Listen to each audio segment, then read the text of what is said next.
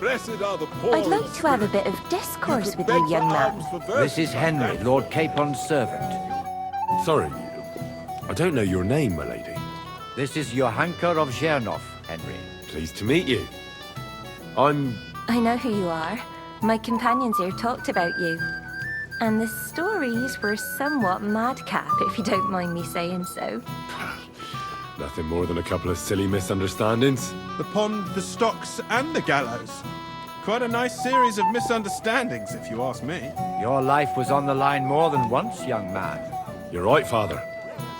And not just my life, Lord Capon's as well. Well, that sounds interesting. Won't you tell me about it? I'd love to hear about adventures right from their hero himself. I'll be glad to tell you my story. Where to begin?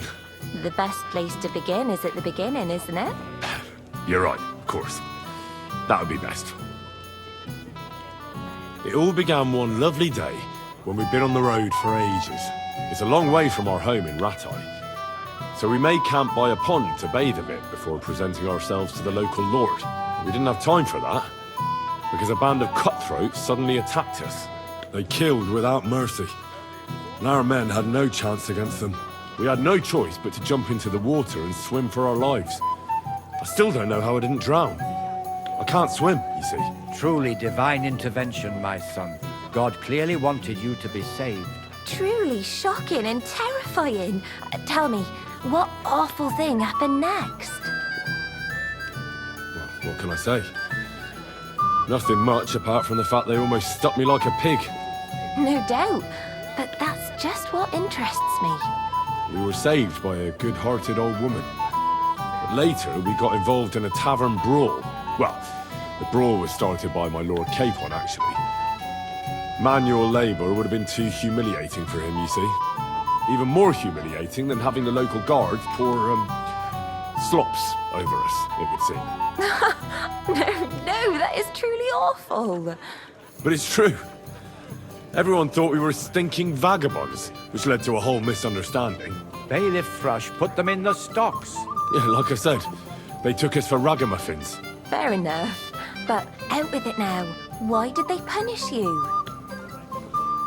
I admit the bailiff was right to punish us. But we would have won the brawl otherwise, my lady. Excellent. I think people are wrong about you. You're a sincere and brave young man, Henry. And rather entertaining company. Yes, I agree. It's a pity my good friend didn't hear your story. She would have been very interested. Who do you mean, my lady? Unfortunately, she just went outside to get some fresh air. But the easiest way to put that right would be to go and find her. Would you escort me, Sir Knight? Certainly, my lady. I'd be honored to escort you. Excellent. I'm sure the learned gentlemen will excuse us, won't they? It's a lovely night outside, and it's a little stuffy in here, so a walk will do me good. Come on. A lovely summer night. It was horribly stuffy inside. Thanks for rescuing me from the claws of those two old vultures. Yeah, of course. But I thought... I know what you thought. Some men are terribly slow-witted, that's all. Like my late husband. But maybe I underestimated you, eh?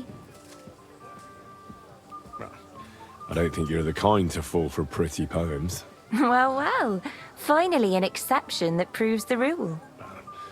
I'm no good at poetry anyway. That's enough talk, silly. Embrace me. Let's enjoy this night. It wasn't made for sleep, after all.